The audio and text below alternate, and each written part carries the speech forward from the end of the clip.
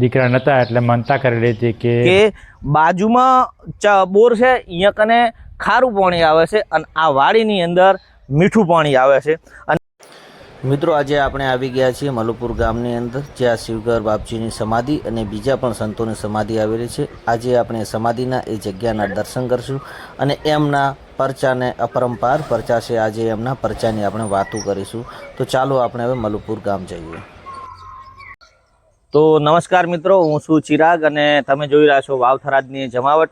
મિત્રો આપણે જોયું કે ઘણી જગ્યાએ સંતોની સમાધિ હોય છે, જગ્યા બહુ પરચાવાળી હોય છે, જગ્યાનો બહુ મહિમા હોય છે, પણ લોકો સુધી એની વાત પહોંચતી નથી, લોકોને ખબર નથી હોતી. અને આપણી આજુબાજુમાં આપણે ઘણી જગ્યાએ જોવા છે જૂના કિલ્લા, દિવાલો એવું બધું હોય છે અને પણ આપણને ખબર નથી હોતી આ કોણે બનાવ્યું છે, ક્યારનું છે અને શા માટે બનાવ્યું હતું.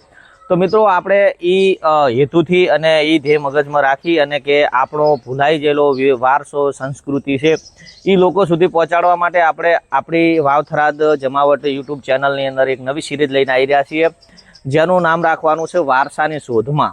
તો અત્યારે આપણે હાલ ઊભા હતા મલુપુરની અંદર, વાવથરાદ જિલ્લાનું થરાદ બાજુમાં મલુપુર ગામ છે. અહીંયા કને સંતોની સમાધિ છે, એ સંતની સમાધિ છે અને બાજુમાં હનુમાન દાદાનું મંદિર છે.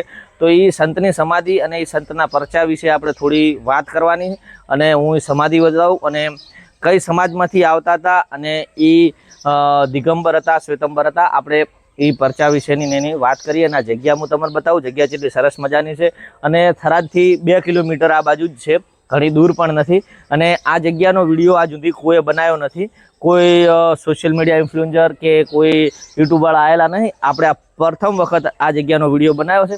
તો વિડીયો તમે પૂરો નિહાળો, બહુ મજા આવશે. અને હવે હું તમને એ સંતની જગ્યા બતાવું, સંતની સમાધિ બતાવું. તમે વિડીયો હંગાથે જોડાયેલા રહો. તો મિત્રો આ એ જગ્યા છે, આ સંતની સમાધિઓ છે. આપણે હવે અંદર જઈએ અને એક સમાધિ આપણે જોઈ નાખો. જો પહેલો તો આપણે અહીં એન્ટ્રી કરાય એટલે ધૂણો છે અને આ સમાધિ છે શિવગર બાપજીની છે. જે શિવગર બાપજી છે એ દોઢ ગામ છે, થરાદથી 10-12 કિલોમીટર દૂર દોઢ ગામ છે. એ દોઢ ગામના દરજી સમુદાયમાંથી હતા અને એમને પછી ભેખ ધારણ કરી અને અહીં કને સમાધિ લીધી. ભેખ ચમ ધારણ કર્યો, શું કારણ હતું અને એ આપણે આગળ જોતા રહીશું. અને આ છે હેમગીરી શિવગીરી, એટલે આ હેમગીરી છે 1008 હેમગીરી અને શિવગીરી એમના ગુરુ હતા. જેવી રીતના આપણે પિતા પુત્રનું નામ લખાય એવી રીતના સંત સમુદાયમાં નામ આવી રીતના લખાય. આ એમના પગલા છે. આ પટેલ હતા, પટેલ, ચૌધરી પટેલ. અને પછી આગળ પણ હજી ઘણી બધી સમાધિઓ છે સંતની. અને આ બધા સંત છે એમના જમાનાની અંદર એવા હાચવાળા અને એવા પરચાવાળા હતા એવું કહેવાય છે. પછી આ 1008 સ્વામી મોહનગીરી બાપજીની સમાધિ છે. આ મોહનગીરીના પગલા છે. મનોહરગીરી બાપજી ફૂલ સમાધિ, અહીં ફૂલ સમાધિ હાલવામાં આવેલી છે. અને પછી આ બાજુ છે ભોળાગીરી બાપજી છે. આ ભોળાગીરી બાપજી, જો આ ભોળાગીરી હેમગીરી એમના ગુરુ છે હેમગીરી. અને આ રઘનાથપુરી બાપજી છે, જે આ રઘનાથપુરી બાપજી આ પણ ચૌધરી પટેલ હતા અને અહીંયા કને એમને સમાધિ છે આર્યા. એમના ગુરુ શિવપુરી હતા, જે આપણે આર્યા સમાધિ જોઈએ. પછી આ બીજી છે સમાધિ, આ જગ્યાએ છે ચમનગીરી બાપજી, બોડા ઘોડાવાળા. એ ઘોડાવાળા કહેવાતા, એટલે એ ઘોડાવાળા કહેવાય. અને એના આ બાજુમાં પણ એક સમાધિ છે, આપણે એ પણ જોવો, દર્શન કરો. સ્વામી નારાયણપુરી બાપજીની સમાધિ, કોઠી ગામવાળા. આ કોઠી ગામના હતા આ બાપુ, પણ આ જગ્યાની અંદર આવી અને આ જગ્યાની અંદર એમને આ જગ્યાની અંદર સેવા પૂજા કરી, આ જગ્યાએ રહ્યા અને આ જગ્યાએ પછી સમાધિ લીધી. અને અત્યારના આ લાસ્ટ સંજયને આપણે પૂછી જુઓ, અરે એ લાસ્ટ સંત હતા ને? કેટલા વર્ષ પહેલા દેવ થઈ ગયા છે અંદાજે? લગભગ વર્ષ નહીં થયું. હા, એટલે અરે એ સંત થઈ ગયેલા છે. આ એમનું નામ છે બ્રહ્મલીન પરમ પૂજ્ય પૂનમગીરી બાપુ. એ એમનું આ મલુપુરના જ છે, જો આ લખેલ છે ને મલુપુર વાળા. એ ઘોડાવાળા, એમને ઘોડો હતો એટલે એ ઘોડાવાળા કહેવાય છે. અને જો સંજય કીધું એ પ્રમાણે 28/2/2024 એ દેવ થયા, એટલે કે 1 વર્ષ ઉપર થયું છે. બસ 1 વર્ષ જ, 1.5-2 વર્ષ જેવું થવા આવ્યું છે. અને આ બીજી સમાધિઓ, આને આ હનુમાન દાદાનું સામે મંદિર છે.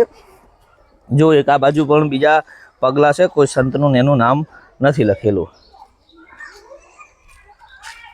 અને આ મંદિર છે, આપણે આ મંદિરે દર્શન કરી લો. જય ગોગા મહારાજ.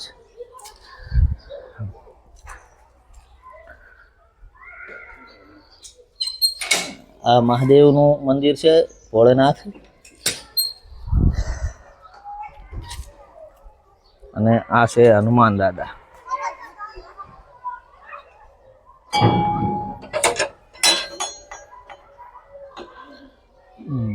જય બજરંગબલી.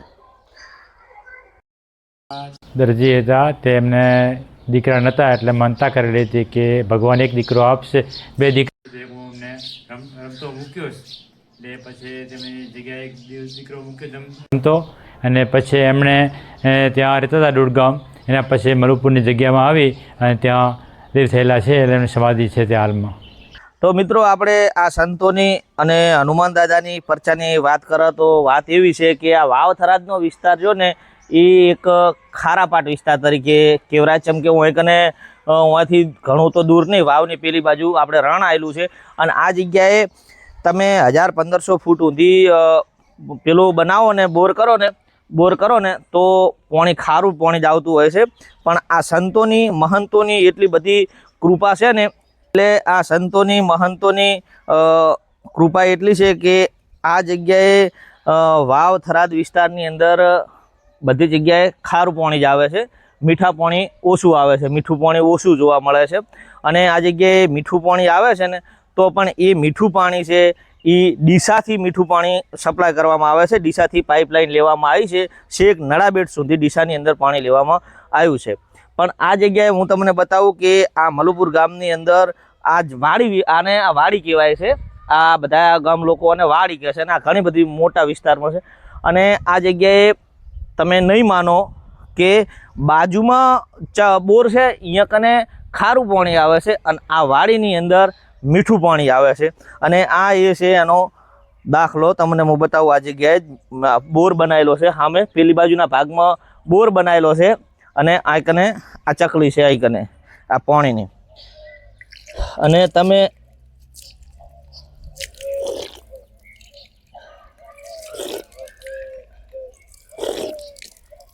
અને એકદમ મીઠું પાણી છે આર્યું.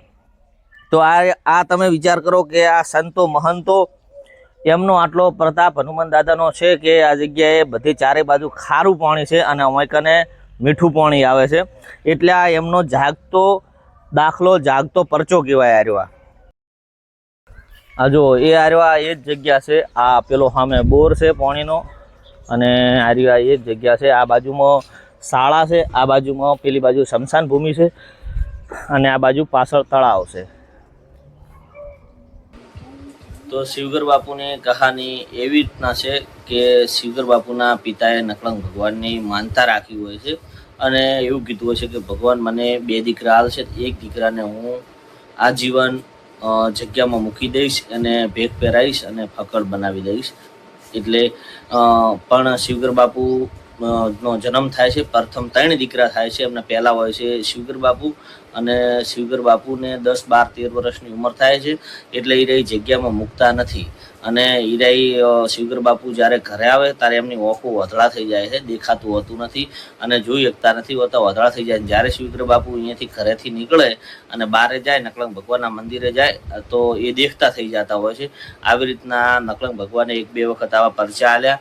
એટલે પછી શિવગર બાપુના બાપા એટલે કે એના પિતા હતા, એમણે શિવગર બાપુને પછી જગ્યામાં મોકલી દીધા. અને શિવગર બાપુ લગભગ મિનિમમ ઓછામાં ઓછા 13, 14, 15 વર્ષની ઉંમર હશે, અને ઘરેથી એમને જગ્યામાં મોકલ્યા. એમને ભીખ પહેરી લીધો, અને એ પછી ડાયરેક્ટ સીધા મલુપુરની અંદર આવ્યા, મલુપુર જગ્યામાં. અને મલુપુર જગ્યાની અંદર રહ્યા, અને મલુપુરની અંદર પણ ઘણી પબ્લિકને એમણે સેવાના કાર્ય કર્યા, પરચા પૂર્યા. એવી બધી વાત શિવગર બાપુ સાથે સંકળાયેલી છે. અને આ વાડીની અંદર એક જૂનો ચબૂતરો પણ આવેલો છે. આ જુઓ તમે, આ ચબૂતરો છે. મિનિમમ આને આ ચબૂતરો ઘણો તો નહીં પણ 100-150 વર્ષ જૂનો ચબૂતરો હશે. પંખીઓને દાણા નાખવાનો હતો. આ જો ઉપર એ જુઓ, અને અંદરથી જો સરસ મજાનો છે. અંદર જો 2 ભાગ પાળો છે, એક આ અને એક પેલી બાજુ પાછળ.